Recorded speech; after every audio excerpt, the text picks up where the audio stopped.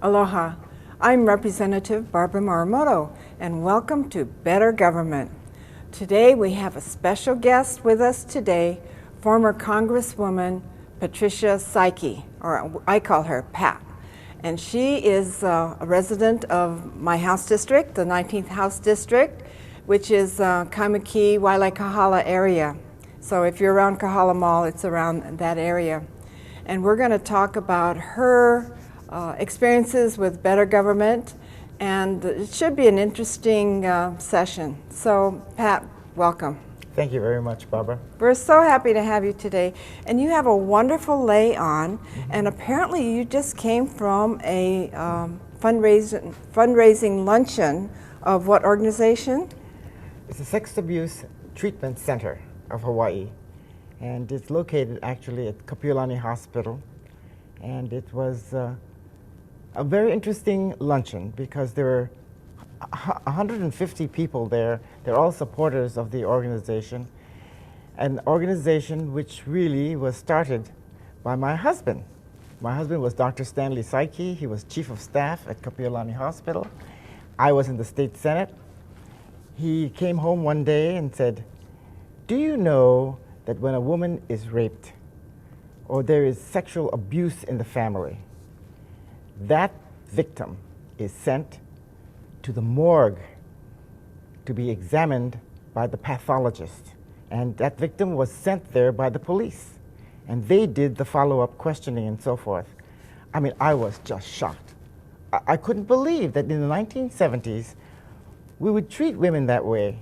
And so he said, "Well, I'll tell you what we've done." He got together with Dick Davey, who was chief of Kapiolani Hospital, chief executive officer.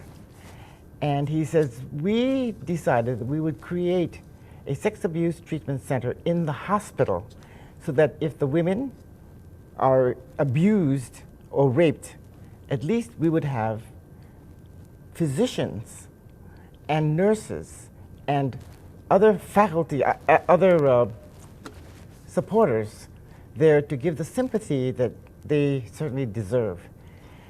But, he says, that we can only set it up if we had legislative support. I said, well, that's where I come in. Mm-hmm. I will give you the support you want, Stanley, because this is such a worthy cause. And you know, Barbara, it really wasn't difficult to sell. I came back to the legislature and met with all of the significant people, including Republicans, mm-hmm. and convinced them that the only way to treat women is with dignity. And an abused woman who has been raped must be treated tenderly, must be treated like a victim and not the perpetrator. The theme of today's lunch was, "It's not your fault." That's right, that's what it was. And it is true because women are very often treated as the perpetrators. They're the ones at fault for something like this. And so I worked real hard, and with the help of very good thinking legislators, we subsidized the program under the budget. And thereafter, every year, it was included in the budget. Of course, it took a little bit of maneuvering and a little convincing, but it wasn't that difficult because the men in the legislature understood that if it were their wife or their daughter or their aunt that was abused in this way, that at least they would have the treatment that was fair. Well, thank you for your help in setting up the Sex Abuse Treatment Center. And I understand that a lot of their clientele, a lot of the victims are children. Yes. Minors under 18. That's right. And you know, it took more than just the doctors and the nurses at the hospital. It took the police force to become more sympathetic. We had to start a training program to try to get the police who work with these cases to understand what really was at stake here. And of course, we had at the luncheon today, even the prosecutor's office was there. And we had people in the community who are supportive of this program. So I'm so glad that it really is doing well.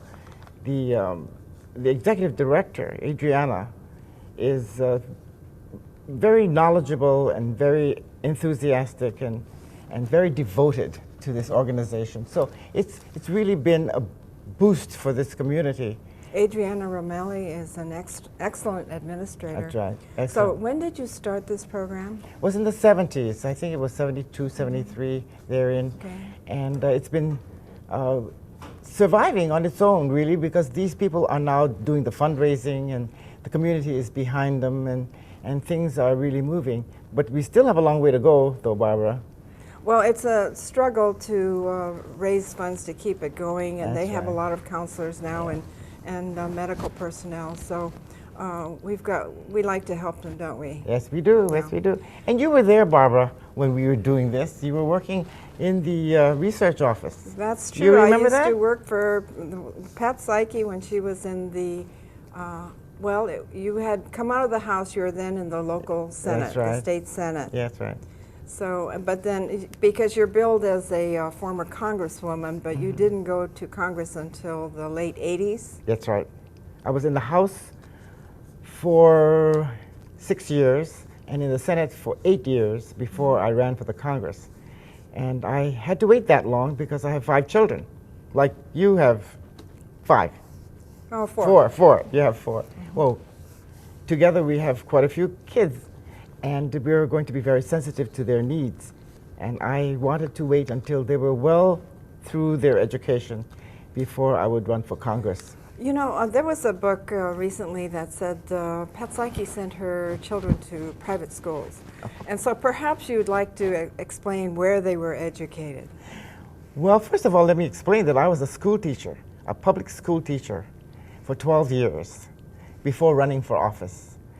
And so I believed then, and I still believe, in the public school system.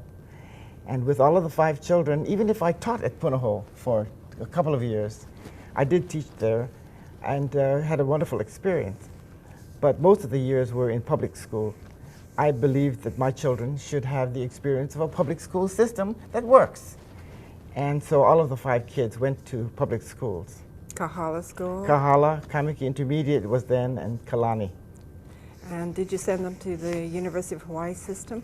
Yes, I did. They all went to the University of Hawaii system, and then they branched off. But although 2 of the older ones, the 2 older ones, went to medical school at the university, I had the 3rd child is a girl. She went to veterinary school in Fort Collins, Colorado.